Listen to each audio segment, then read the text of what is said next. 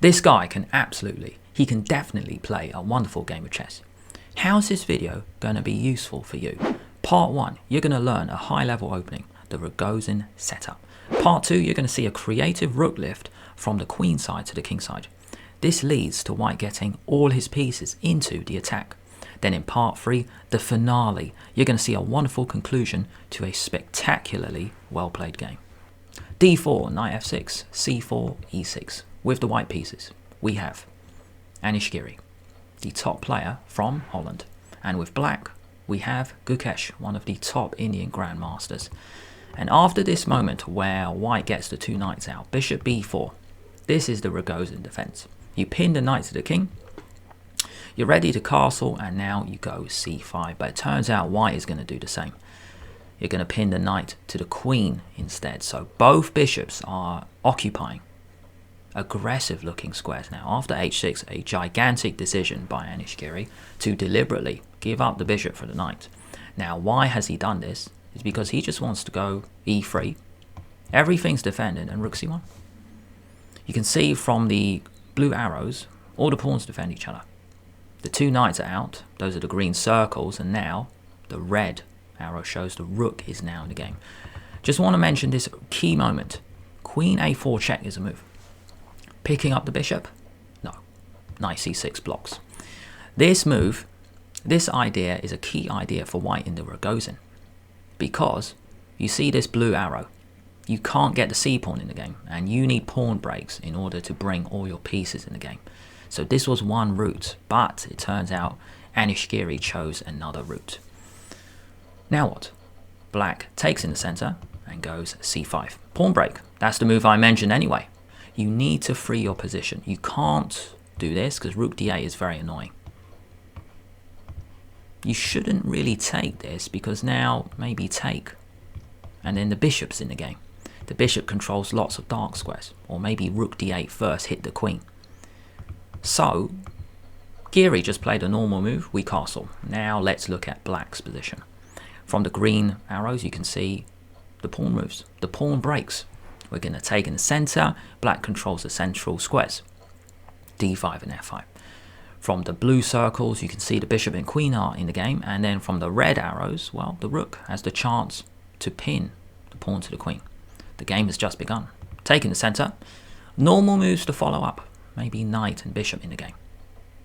Normal move here for white is to recapture the pawn. Correct? Wrong. Thrown in an in-between move. We attack the queen first. There are 3 good moves from the queen.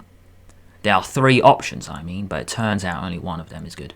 So we're going to look at queen g6 first, which looks like it's on a good spot, but there's this brilliant backward move, bishop d3. When I first saw this, I thought, well, you take with the queen, you defend the knight. No, bishop d3. It's like you're going to win the queen. If you take the pawn, then there's this brilliant move, knight h4. Which is better than this move, by the way. Ignore that option.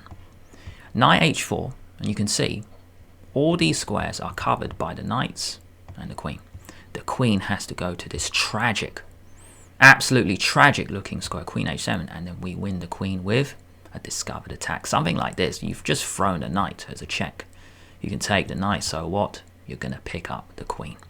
So I thought this was a really nice moment to show you. Now let's just go back a few moves. Gukesh just played a very sensible move here, which is queen back.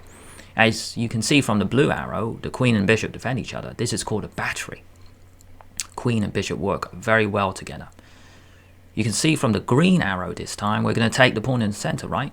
No, let's attack the bishop first. You don't want to go to any of these 2 squares because the knight can take it. So let's just go back to a5, and now we take in the center.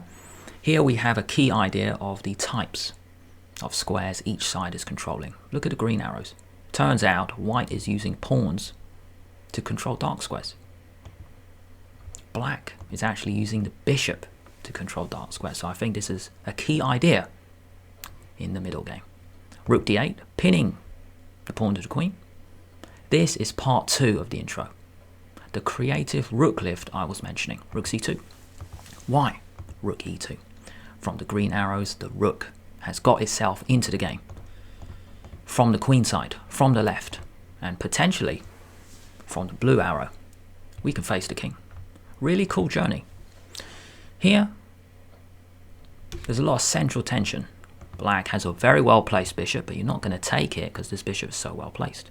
This bishop continues to control black squares, stopping the rook coming in the game. This pin has been there for the last few moves, so Anish gets out of the way. Couple of bishops trying to cause some havoc in the center. Look at the guys on the left. 5 plus 3 is 8. Rook and knight not in the game yet. And guess what, guys? Not in the game at all. Anish Giri plays a wonderful game. A spectacular finish coming up. Rook e1. 5, 5, 3, 9. 10 plus 3 plus 9, 22, 25, 28 pieces, potentially 28 points worth facing the black king. Rook e1. King h8. And this is what I was mentioning the move before. You look at this position, you just get a headache, don't you? So much potential. Bishop, queen face the king. Couple of rooks on the e-file, ready to blow open, but black's got a couple of pawns there. Rook e1, and now here we go, guys. Here we go. Let's get rid of this. It's even giving me a headache. The first brilliant move. By the way, in this moment, you can't take because it's the same brilliant move coming up. The same brilliant sequence. The king goes in the corner, and this is the first brilliant move. On your right. No defenders, no pieces. The queen is a rubbish defender, by the way. So we come in. Now's the perfect time to sacrifice. Knight g5. If you don't take the knight, the queen is going to h7, it's mate. So you take it. And here we go. This is the first moment, guys. Pause the video now. Give yourselves a chance to spot the move. I'll give you guys 5 seconds. If you guys don't see it, that's fine. I'm going to show you anyway. There's a brilliant way to crash through. Rook takes e6. Take. So what's the idea? This queen can no longer defend the pawn. If the queen moves, that's it. Queen h7. There's no good way to actually stop it, to stop mate. If you go here, which looks like the only move, we've got a discovered attack. I think maybe a brilliant move could be something like maybe rook here, or rook c6 looks pretty good here. Even just get the queen in. Queen g6. That's mate. Every piece is in the attack. And these guys. Knight, bishop, bishop. That's 9 plus 5. 14 points of material out the game. Perfect time to sacrifice, by the way, is when your opponent's pieces are out the game. So it is okay to be down a lot of material. So after this moment, the only move for black to continue the game is to play queen takes rook. Because wherever you move, you're just coming in. You're just coming in with the mate on h7 or on h5. There's no good way to stop it, by the way. Check. And you can pick a mate. You can take the queen. That can be mate as well, but you might as well go for mate in 1. Now, back to the game. You sacrifice. Queen moves, takes the rook, and now take the knight. Normal move is to recapture, but Anish Giri just shows his class. You just go queen f5. Do you remember the queen actually went to g6, but there's always a way for the queen to come in on a light square, and then you come in with mate. The king is trapped. It can never go to the left. So queen f5 is coming in. Bishop e4. Take. Yes.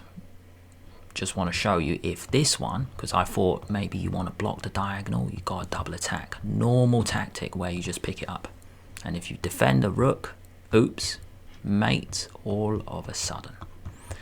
So Gukesh is in big trouble. He's trying to delay things. He's trying to go bishop e4, hoping for this and then maybe a block. But no, you just pick up the bishop. Take. Checkmate. We can all blunder mate in 1. But Giri is a top player, no way is he going to blunder. Queen f3 is a class move. You can see from the rook, there's no mate. Queen guards the back. Queen h5 is mate, by the way.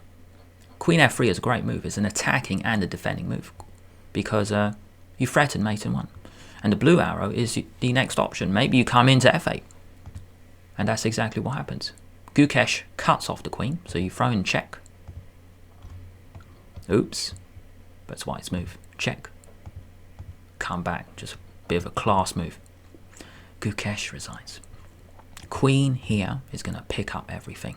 So black played a nothing move. Check. All these squares are guarded. Check. You pick up. Sorry, you don't pick up the rook, but it's going to be mate very soon. Probably this one. Here. And then mate, something like this. You just slowly walk the king in. Here. Brilliant finish. Bishop c2. Now, if you go knight c6, well, you just pick up the rook. And white is going to be up so much. An absolutely wonderful, spectacular attacking game by Anish Giri. Let me know in the comments, what did you think of this wonderful game?